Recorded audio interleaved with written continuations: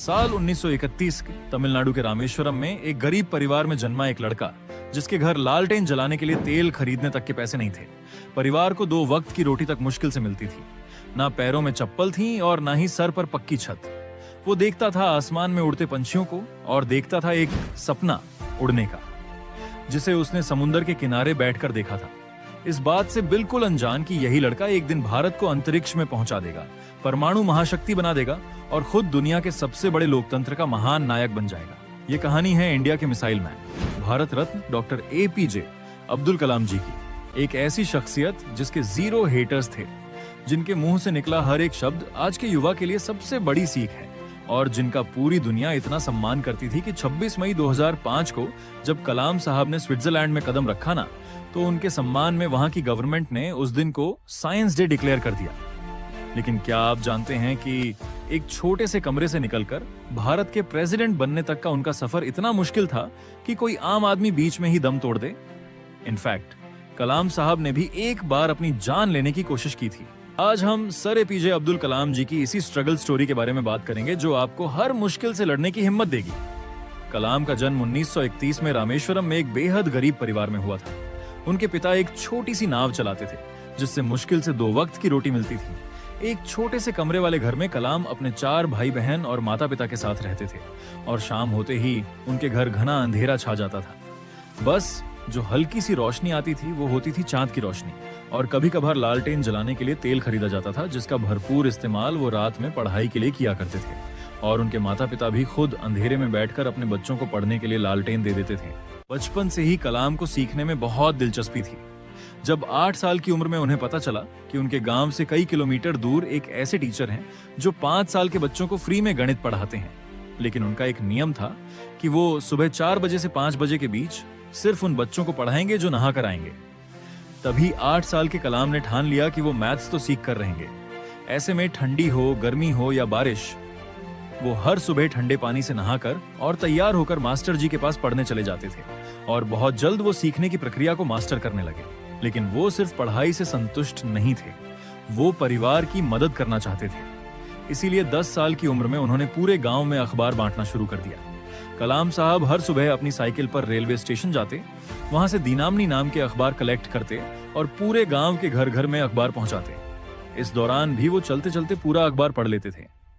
वहीं वो अपनी दोपहर मनिकन की लाइब्रेरी में बिताते और ज्ञान की खोज में किताबों, पुराने अखबारों और लिटरेचर के पन्ने पलटते रहते। कलाम साहब कहते थे, हमेशा बड़े सपने देखो क्योंकि छोटे सपने देखना अपराध है। लेकिन वो यहाँ नहीं रुके।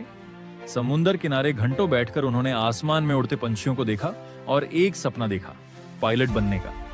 वो कहते थे, सपने तभी सच होते हैं जब हम उन्हें देखना शुरू करते हैं। लेकिन इस सपने की राह में इतने कांटे बिछे थे कि आगे बढ़ते हुए उनके पैर ही छिल गए, जिसमें सबसे बड़ा कांटा था आर्थिक तंगी। इस सपने को पूरा करने के लिए उनके परिवार ने भी हर संभव कोशिश की। 1951 में उन्हें सेंट जोसेफ कॉलेज में एडमिशन दिलाने के लिए उनकी बड़ी बहन ने अपने सोने के कंगन गिरवी रख दिए।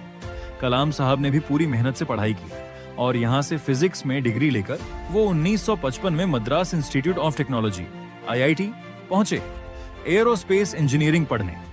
यहाँ वो एक प्रोजेक्ट पर काम कर रहे थे, मगर समय बीता जा रहा था और प्रोजेक्ट खत्म होने का नाम नहीं ले रहा था, जो देखकर एक बार कॉलेज के डीन काफी गुस्सा हो जाते हैं और उन्होंने गुस्से में अब्दुल कलाम जी से कहा कि अगर तुमने 3 दिन में ये प्रोजेक्ट पूरा नहीं किया तो मैं तुम्हारी स्कॉलरशिप कैंसिल कर दूंगा।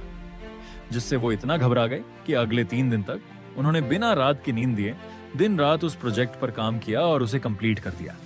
जो देख डीन काफी खुश हुए और उन्होंने कलाम से कहा कि मैं जानता था कि तुम में वो काबिलियत है, लेकिन मैं देखना चाहता था कि तुम में मुश्किल वक्त को सहन करने की क्षमता है या नहीं।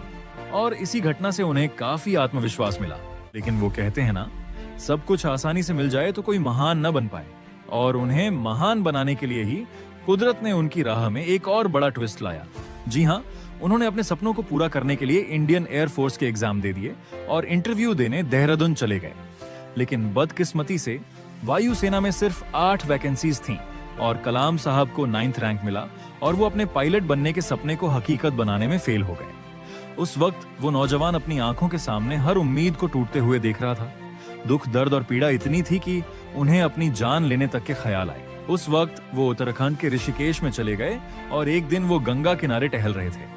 उस वक्त उनके दिमाग में नदी में कूदने के ख्याल भी घूम रहे थे, मगर तभी उन पर स्वामी शिवानंदा की नजर पड़ी। उन्होंने कलाम के पास आकर उनके कंधे पर हाथ रखते हुए पूछा, बेटा क्या हुआ? सुनकर कलाम की आंखें भर आईं और उन्होंने स्वामी जी को पूरी बात बताई कि मेरी बहन ने मुझे पढ़ाने के लिए अपने गहने गिरवी रखे थे, लेकिन मैं फेल हो गया। अब मुझे कोई रास्ता नहीं दिख रहा कि मैं क्या करूं। तब स्वामी जी ने उन्हें कहा कि बेटा तू असफल नहीं हुआ है, ऊपर वाले ने तेरे लिए और कुछ बड़ा सोचा है, इसीलिए उदास मत हो। वापस जा और कुछ नया करने की कोशिश कर, क्योंकि जीवन में हर रोज सूरज निकलता है और नया सवेरा होता है। स्वामी जी की इस बात से अब्दुल कलाम सर को काफी हिम्मत मिली और उन्होंने वापस आकर defence research and development organisation DRDO join कर लिया। लेकिन यहाँ छोटे मोटे प्रोजेक्ट पर काम करके वो खुश नहीं थे। इसी बीच उनकी मुलाकात विक्रम साराभाई से हुई, जिन्होंने APJ अब्दुल कलाम की काबिलियत से खुश होकर उन्हें अपना स्टूडेंट बना लिया और Indian National Committee of Space Research INCOSPAR में ट्रांसफर मिल गया, जहां उनका पहला मिशन था भारत के पहले रॉकेट की उड़ान भरना। लेकिन शुरुआती स्टेज में होने के कारण इनकोस्पर के पास ना तो कोई वर्कशॉप थी और ना ही कोई ऑफिस। हर चीज कठिन लग रही थी। इसे अंजाम देने के लिए उन्हें सबसे पहले एक जगह चाहिए थी। कलाम साहब और उनकी टीम ने हार नहीं मानी। उन्होंने केरला के थंबा गांव में एक चर्च को अपना वर्कशॉप बना लिया और वहां के फादर के घर को अपना ऑफिस। फिर सरकार से मिले थोड़े बहुत पैसों से उन्होंने बकायदा पूरे रॉकेट को ही बना डाला। लेकिन यहाँ पर उनकी मुश्किलें खत्म नहीं हुई, क्योंकि रॉकेट को लॉन्च पैड तक ले जाने के लिए उनके पास कोई साधन नहीं था। तभी उन्होंने रॉकेट के पूरे पार्ट्स को डिसमेंटल किया और सभी टुकड़ों को बैलगाड़ी और साइकिल की मदद से लॉन्च पैड तक पहुंचाया। After months of hard work and experimentation, finally in मुश्किलों के बाद 21 नवंबर 1963 को यह रॉकेट लॉन्च करके भारत ने अंतरिक्ष में अपना पहला कदम रखा। लेकिन क्या आप जानते हैं कि एक मिसाइल मैन जिन्होंने इस देश को उसकी असली ताकत दिखाई, उनका नाम मिसाइल मैन एक सक्सेसफुल नहीं बल्कि एक फेल प्रोजेक्ट से पड़ा था। जी हाँ, तो हुआ यह था कि साल 1959 में डॉक्टर अब्दुल कलाम भारत के सबसे पहले सैटेलाइट लॉन्च प्रोजेक्ट SLV-3 के डायरेक्टर बने। मगर उस वक्त जनता को स्पेस में जाने की अहमियत पता ही नहीं थी, इसीलिए लोगों ने कई सवाल उठाए और उन्हें इस मिशन के लिए काफी कम बजट मिला। लेकिन फिर भी सर APJ अब्दुल कलाम इस मिशन के लिए इतने ज्यादा डेडिकेटेड थे कि उन्होंने अपने करियर में एक भी वीकेंड ऑफ नहीं लिया, कोई छुट्टी तक नहीं मनाई और खून पसीने से SLV-3 को तैयार किया।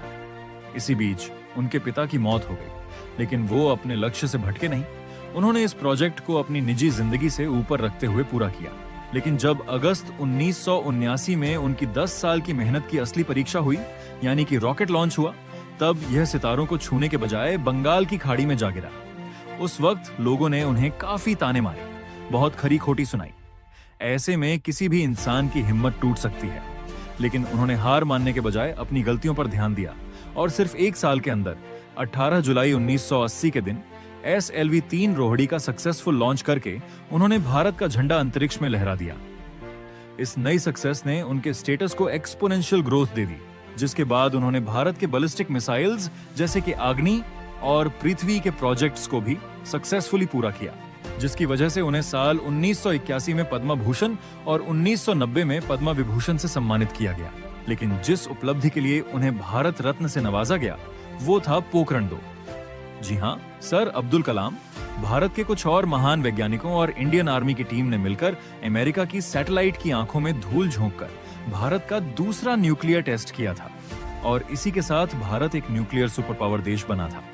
इस नई उपलब्धि ने भारत को बाकी सभी देशों से डिफरेंशिएट कर दिया और उसे एक प्रीमियम पोजीशनिंग भी मिल गई। आप में से काफी कम लोग जानते होंगे कि कलाम साहब कुछ समय के लिए अमेरिकन स्पेस एजेंसी नासा में भी ट्रेनिंग लेने के लिए गए थे। वहां उन्होंने एक बहुत बड़ा गैप स्पॉट किया। वहां की मैनेजमेंट उन्हें देखकर इतनी इम्प्रेस्ड हो गई थी कि उन्होंने कलाम सर को नासा में जॉब ऑफर कर दिया और कहा कि हमें आपके जैसे ही तो टैलेंट की जरूरत है और वैसे भी आपके भारत में रखा क्या है। लेकिन कलाम ने यहाँ एक अलग रास्ता चुना।